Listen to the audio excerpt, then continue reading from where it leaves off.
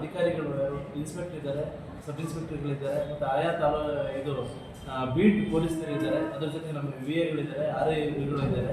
ಯಾರಿಗಾರು ಒಬ್ಬರು ವಿಷಯ ತಿಳಿದ ಮಾಹಿತಿಯನ್ನು ಕೊಟ್ಟು ನಾವು ಇಮಿಡಿಯೇಟ್ ಅವರದ್ದವ್ರ ವಿರುದ್ಧ ಕ್ರಮವನ್ನು ಕೂಡ ಮಾಡ್ತೀವಿ. ಅದರ ಜೊತೆಗೆ ನಾವು ನಾಳೆಯಿಂದ ಒಂದು ಪ್ರೋಗ್ರಾಮ್ ಮಾಡ್ತಾ ಇದ್ದೀವಿ. ಯಾಕಂದರೆ ಪ್ರತಿಯೊಂದು ಒಂದು ನಮ್ಮ ಶಾಲಾ ಕಾಲೇಜುಗಳಿಗೆ ತೆರಳಿ ನಮ್ಮ ಎಲ್ಲ ಅಧಿಕಾರಿಗಳು ಒಂದು ಅವೇರ್ನೆಸ್ ಜಾಗೃತಿ ಕಾರ್ಯಕ್ರಮವನ್ನು ಕೂಡ ನಾಳೆಯಿಂದ ಮಾಡಬೇಕು ಅಂತ ನಾವು ಈಗಾಗಲೇ ನಿರ್ಧಾರ ಮಾಡಿದ್ದೀವಿ. ಪ್ರತಿಯೊಂದು ಇನ್ಸ್ಪೆಕ್ಟರ್ಗಳು, ನಾನು ಹಾಗೂ ನಮ್ಮ THO ಹೋಗಿ ನಮ್ಮ ವಿದ್ಯಾರ್ಥಿಗಳಲ್ಲಿ ಒಂದು ಜಾಗೃತಿಯನ್ನು ಮಾಡೋದು ಮಾದಕ ವ್ಯಸನೆ ವಿರುದ್ಧ. ಇದರಿಂದ ಸಾಮಾಜಿಕ ಪಿಡುಗಾಗಿ ಸಾರ್ವಜನಿಕರಿಗೆ ತೊಂದರೆ ಆಗ್ತದೆ. ಸಾರ್ವಜನಿಕ ಆರೋಗ್ಯದ ಮೇಲೆ ಕೂಡ ಇದು ತುಂಬ ಪರಿಣಾಮಕಾರಿಯಾಗಿ ದುಷ್ಪರಿಣಾಮವನ್ನು ಬೀಳ್ತದೆ. ಹಾಗಾಗಿ ಇದರ ಬಗ್ಗೆ ಒಂದು ನಿಯಂತ್ರಣದ ಸಲುವಾಗಿ ಕ್ರಮವನ್ನು ಕೈಗೊಳ್ತೇವೆ.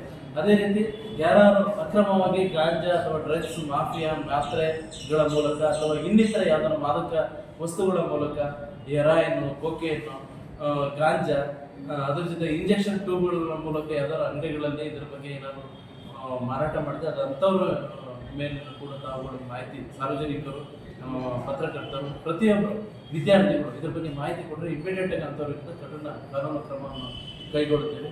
ಅದರ ಜೊತೆಗೆ ನಾವು ನಮ್ಮ ಇದು ಯಾವುದೋ ನಗರ ಸಭೆ, ಪಟ್ಟಣ ಪಂಚಾಯಿತಿ ಹಾಗೂ ಗ್ರಾಮ ಪಂಚಾಯಿತಿ ವತಿಯಿಂದ ಪ್ರತಿ ಬೆಳಿಗ್ಗೆ ನಮ್ಮ ಏನದು ಘನತ್ಯಾಜ್ಯ ವಿಲೇವಾರಿ ಘಟಕದ ಮೈಕಿಂಗ್ ಇದೆ. ಅದರ ಮೂಲಕ ಇದು ಕೂಡ ಜಾಗೃತಿ ಕಾರ್ಯಕ್ರಮವನ್ನು ಎಲ್ಲ ಕಡೆನೂ ಮೈಕಿಂಗ್ ವ್ಯವಸ್ಥೆಯನ್ನು ಮಾಡ್ತೇವೆ. ಪ್ರತಿ ಪಟ್ಟಣದ ಬೀದಿಗಳಲ್ಲಿ ಹಾಗೂ ಪ್ರತಿಯೊಂದು ಗ್ರಾಮದ ಬೀದಿಗಳಲ್ಲಿ ಕೂಡ ಇದನ್ನು ನಾವು ಕಾರ್ಯಕ್ರಮವನ್ನು ಬಹಳ ಕಠಿಣವಾಗಿ ಮಾಡ್ತೇವೆ. ಯಾರಾದರೂ ಇದ್ರ ಬಗ್ಗೆ ಮಾಡ್ತಾ ಇದ್ದಾರೆ ಅಂತ ನಮಗೊಂದು ಸಣ್ಣದೊಂದು ಮಾಹಿತಿ ಯಾರು ಇನ್ಫಾರ್ಮೇಶನ್ ಕೊಟ್ಟರು ಅವರಿಗೂ ಕೂಡ ಸೂಕ್ತ ಬಹುಮಾನವನ್ನು ತಾಲೂಕು ಆಡಳಿತದಿಂದ ಮಾನ್ಯ ಜಿಲ್ಲಾಧಿಕಾರಿಗಳ ಅನುಮತಿ ಮೇಲೆ ನಾವು ಕೊಡ್ತೀವಿ. ಅಂಥವ್ರ ವಿರುದ್ಧ ಕಠಿಣ ರೀತಿಯ ಕಾನೂನು ಕ್ರಮವನ್ನು ಕೈಗೊಳ್ತೇವೆ. ಅದರಲ್ಲೂ ಸಾರ್ವಜನಿಕರಲ್ಲಿ ವಿಶೇಷವಾಗಿ ವಿದ್ಯಾರ್ಥಿಗಳು ನಾವು ಏನು ಮನವಿಯನ್ನು ಮಾಡಿಕೊಳ್ತೇವೆ, ಈ ತಂಬಾಕು ಸೇವನೆ ಅಪರಾಧವಾಗಿದೆ, ಕಾನೂನಿನ ವಿರುದ್ಧವಾಗಿದೆ, ನಾವು ಯಾರೂ ಅದನ್ನು ಬಳಸಬಾರ್ದು.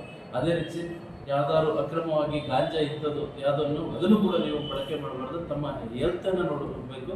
ಅದರ ಜೊತೆಗೆ ತಂದೆ ತಾಯಿಗಳು, ನಿಮ್ಮ ಪೋಷಕರು ನಿಮ್ಮನ್ನು ಶಾಲೆ ಕಳಿಸ್ತಾ ಇದ್ದಾರೆ. ಶಾಲೆ ಕಳಿಸುವ ಉದ್ದೇಶವನ್ನು ಉನ್ನತವಾದ ಒಂದು ಭವಿಷ್ಯ ಸಿಗಲಿ ಅಂತ, ಒಂದು ಉನ್ನತವಾದ ಅಧಿಕಾರಿಗಳಾಗಲಿ ಅಥವಾ ಇನ್ನಿತರ ಯಾವ್ದಾದ್ರು ಚಟುವಟಿಕೆಗಳು ತೊಡಗಿಕೊಂಡು ಒಂದು ಉತ್ತಮವಾದ ಬದುಕನ್ನು ಕಟ್ಕೊಳ್ಳಿ ಅಂತ ಹೇಳಿ ಅವ್ರ ತಂದೆ ತಾಯಿ ತುಂಬ ಪ್ರೀತಿಯಿಂದ, ನಾವು ಕೂಡ ನಮಗೂ ಕೂಡ ಮಕ್ಕಳಿದೆ, ನಾವು ನಮ್ಮ ಮಕ್ಕಳು ಒಂದು ಒಳ್ಳೆಯ ಸಮಾಜದಲ್ಲಿ ಉತ್ತಮ ಪ್ರಜೆಗಳಾಗಬೇಕು ಅಂತ ನಾವೆಲ್ಲರೂ ಬಯಸ್ತೀವಿ. ಯಾವುದೇ ತಂದೆ ತಾಯಿಗಳು ಸ್ವಂತ ಮಕ್ಕಳು ಈ ರೀತಿ ಅಡ್ಡದಾರಿ ಇಟ್ಟುಕೊಂಡು ದುಶ್ಚಟಗಳಿಗೆ ಬಲಿಯಾಗಬಾರ್ದು ಅಂತ ಈಗಾಗಲೇ ಎಲ್ಲರೂ, ನಮ್ಮ ತಂದೆ ತಾಯಿನೂ ನಾವು ಅಷ್ಟೇ, ನಮ್ಮ ಮಕ್ಕಳನ್ನು ಕೂಡ ಅದೇ ರೀತಿ ಪ್ರತಿಯೊಬ್ಬರು ತಂದೆ ತಾಯಿದು ಗುರಿನೂ ಅದೇ ಆಗಿರ್ತದೆ. ತಮ್ಮ ಮಕ್ಕಳನ್ನ ತಮಗೆ ಏನಿದೆ ತಮ್ಮ ಮಕ್ಕಳನ್ನ ಚೆನ್ನಾಗಿ ನೋಡ್ಕೊಳ್ತಾ ಇದ್ದಾರೆ. ಈಗಿನ ಒಂದು ಪರಿಸ್ಥಿತಿಯಲ್ಲಿ ಒಂದು ಒಳ್ಳೆ ವಿದ್ಯಾಭ್ಯಾಸ ಕೊಡುವಂಥ ಪ್ರಯತ್ನ, ಎಷ್ಟೇ ತಂದೆ ತಾಯಿ ಕೂಲಿ ಕೆಲಸ ಮಾಡೋದ್ರೂ ಪರವಾಗಿಲ್ಲ, ತಮ್ಮ ಮಕ್ಕಳನ್ನ ಒಳ್ಳೆ ಕಡೆ ಸೇರಿಸಬೇಕು ಅಂತ ಒಂದು ದೃಷ್ಟಿಕೋನ ಇದೆ ನಮ್ಮ ತಂದೆ ಇವ್ರ ಮಕ್ಕಳಲ್ಲಿ. ಹಾಗಾಗಿ ರೈತಾಪಿ ವರ್ಗಗಳಿದ್ದಾರೆ, ದಯವಿಟ್ಟು ಈ ದುಶ್ಚಟಗಳಿಗೆ ಮಾದರಿ ವಿದೇಶಿ ಜೀವನದ ಸಂಸ್ಕೃತಿ ಜೀವನ ನಮಗೆ ಬೇಡ. ನಮಗೇನು ಭಾರತದಲ್ಲಿ ಬದುಕುವಂಥ ಒಂದು ಸಂಸ್ಕೃತಿ ಇದೆ, ನಮ್ಮದು ಆಚಾರ ವಿಚಾರ, ಗುರು ಹಿರಿಯರು ಒಂದು ಒಳ್ಳೆ ಹವ್ಯಾಸಗಳನ್ನ ಇಟ್ಕೊಂಡು ಸಮಾಜಕ್ಕೆ ಉತ್ತಮ ಪ್ರಜೆಗಳಾಗಿಂತ ನಾವು ಮಕ್ಕಳಲ್ಲಿ ಈ ಮೂಲಕ ತಾಲೂಕು ಆಡಳಿತ ವತಿಯಿಂದ ಮನವಿಯನ್ನು ಮಾಡ್ಕೊಳ್ತೇವೆ.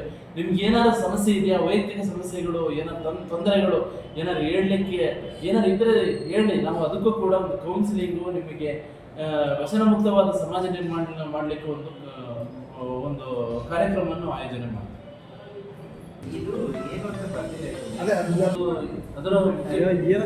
ಪ್ರಕರಣ ದಾಖಲಾಗಿದೆ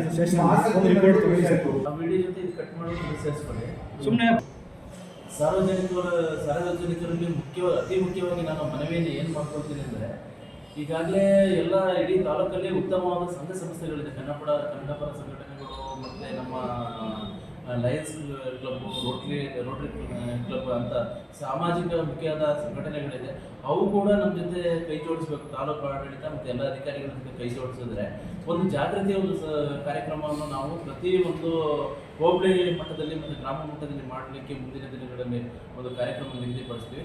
ಅದೇ ರೀತಿ ನಮಗೆ ಯಾರು ಈ ರೀತಿ ಮಾದಕ ಡ್ರಗ್ಸ್ ಮತ್ತು ಗಾಂಜಾ ಮತ್ತಿತರ ಅಫೀಮು ಇಂಥದ್ದು ಯಾರು ಮಾರಾಟ ಮಾಡ್ತಾ ಇದ್ದಾರೆ ಅಂಥವ್ರ ಬಗ್ಗೆ ನೀವು ಮಾಹಿತಿ ಕೊಟ್ಟರೆ ಸೂಕ್ತವಾದ ಬಹುಮಾನವನ್ನು ಕೂಡ ನಾವು ರಹಸ್ಯ ಕೊಡ್ತೀವಿ. ಮತ್ತು ತಮ್ಮ ಹೆಸರನ್ನು ಕೂಡ ನಾವು ಎಲ್ಲೂ ಪ್ರಸ್ತಾವ ಮಾಡೋದಿಲ್ಲ, ಯಾರಿಗೂ ಗೊತ್ತಾಗಲಿಕ್ಕೆ ಸೂಕ್ತವಾದ ರಕ್ಷಣೆಯನ್ನು ಕೂಡ ನಾವು ನಿಮಗೆ ಕೊಡ್ತೀವಿ.